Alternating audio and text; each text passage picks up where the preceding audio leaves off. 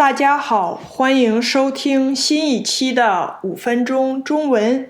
今天我想跟大家聊一个有趣的中文学习方法，那就是通过看中国人去你的国家旅游的视频来学习中文。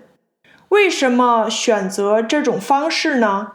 首先，学习语言最重要的就是兴趣，只有觉得有意思，你才能坚持下去。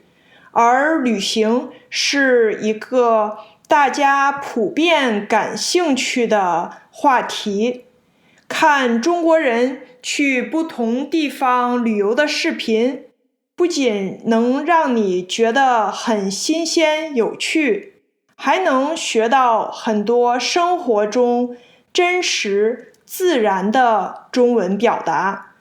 其次，中国人拍的旅游视频是面向中国观众的，所以语言会非常自然，表达会非常地道。通过看这些视频，你可以接触到真实的中文的语音和表达方式，而不是教科书里的那种很规范固定的表达。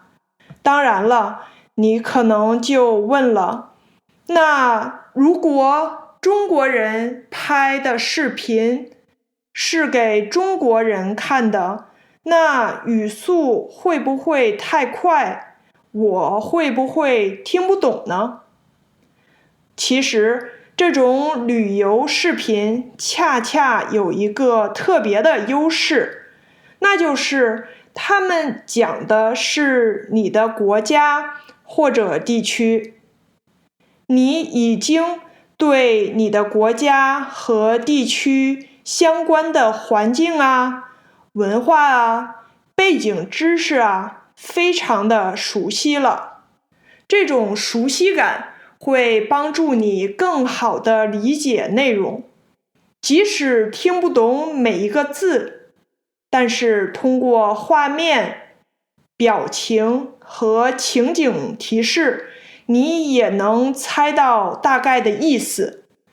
语言学习不仅仅是听懂语言，更多的是通过上下文、语境和一些视觉信息综合理解的能力。而旅游视频这种丰富的场景，正好为你提供了这种辅助，能帮你逐步提升你的听力能力。除了语言学习，这种方法还有一个有意思的地方，就是用中国人的视角重新审视自己的文化。比如一个中国人到美国旅游，他可能会说，在美国饭馆吃饭一定要记得给小费哦，这跟中国不一样。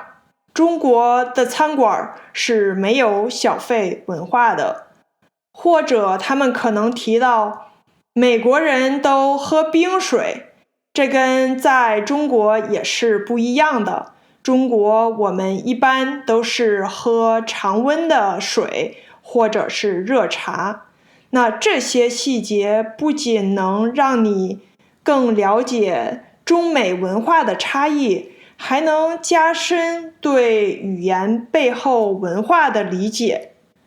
那如果大家对这种学中文的方法有兴趣，怎么开始呢？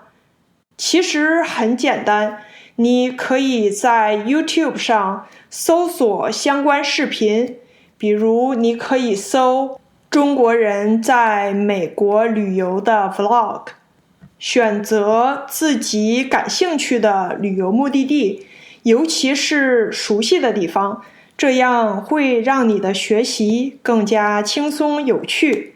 很多旅游视频也都有字幕，所以如果听不懂，可以一边看字幕一边听。如果大家看到了有意思的内容，或者有什么问题，欢迎大家留言或者发邮件告诉我。如果你喜欢今天的节目，别忘了订阅、点赞、分享。5分钟中文在 YouTube 和各大播客平台都可以收听。您的支持是我继续做播客的动力。如果您有想听的话题，也可以随时告诉我。那关于用旅游视频来学习中文这个话题，今天就跟大家聊到这里。感谢您的收听，我们下期再见。